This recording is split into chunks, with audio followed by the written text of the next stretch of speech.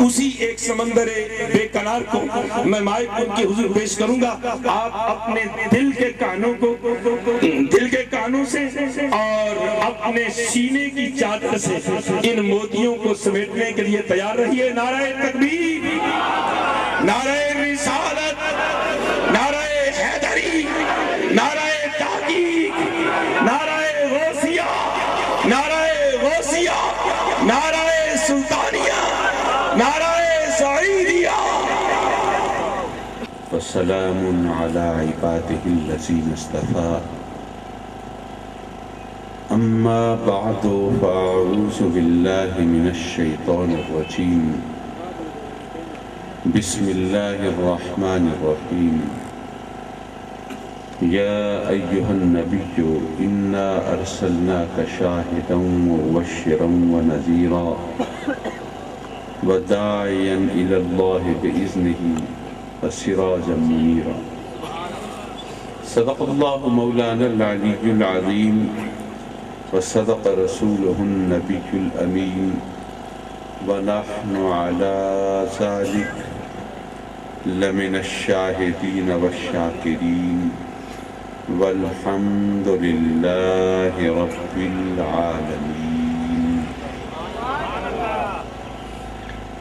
جانی محفل، زینت محفل، صدر محفل، حضرت قبلہ شیخ طریقت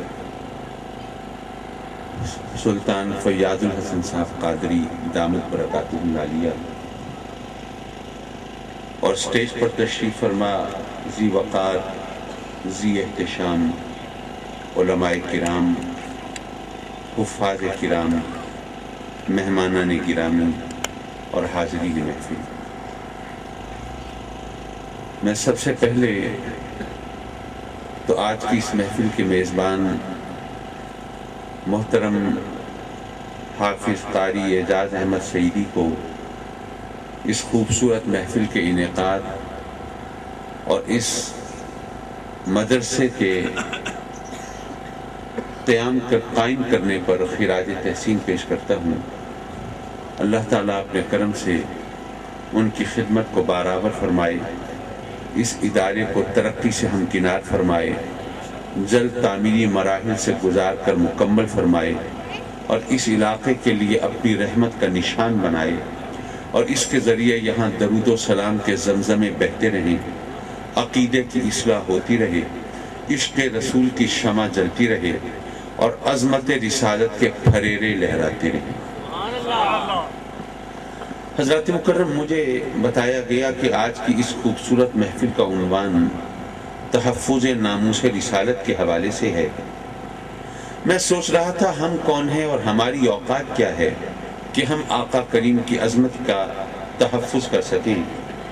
یہ تو رب کائنات کا کرم ہے کہ اگر ہمیں وہ یہ سعادت عطا فرمائے کہ ہم اس راہ میں کچھ اپنا حصہ ملا سکیں. سبحان اللہ.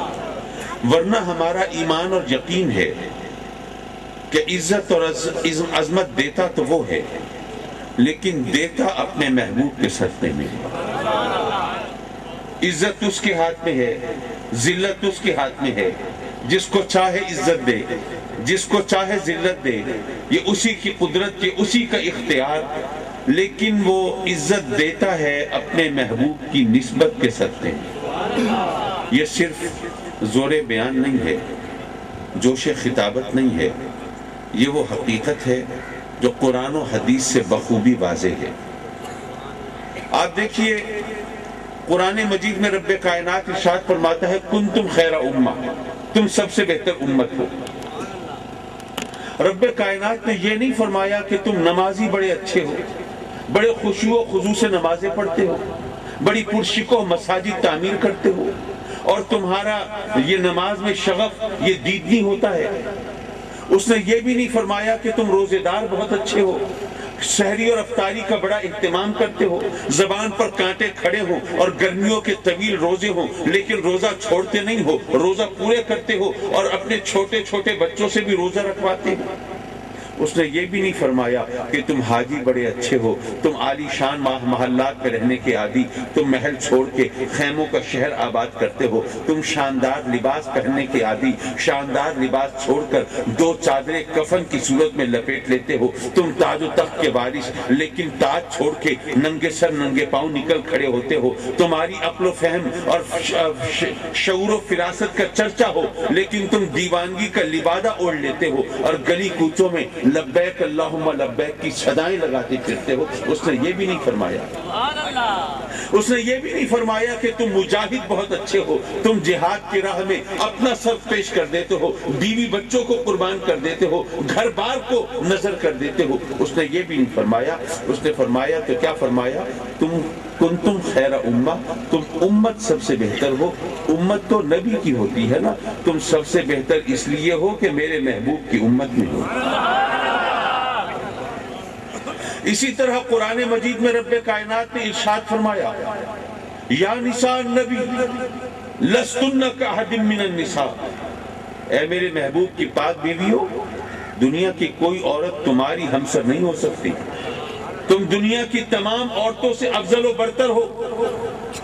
اگر کوئی شخص بارگاہ الوہیت میں یہ سوال کرنے کی جسارت کرے کہ مولا اگر ہم ایک عورت کو دوسری عورت سے بہتر قرار دیتے ہیں تو بہتری اور برتری کے جو اسباب ہیں، جو وجوہ ہیں، جو پہلو ہیں، مولا ان کو ہم پیش نظر رکھ لیں تو بات ہماری سمجھ میں نہیں آتی۔ ایک عورت کو دوسری عورت سے بہتر کن بنیادوں پر قرار دیا جاتا ہے؟ یا اس کی شکل و صورت اور حسن و جمال کی وجہ سے، یا سیرت و کردار کی وجہ سے، زہد و تقوی کی وجہ سے، امور خانہ داری کی وجہ سے، سلیقہ شعاری کی وجہ سے، کشیدہ کاری اور سگھڑ ہونے کی وجہ سے، کسی کی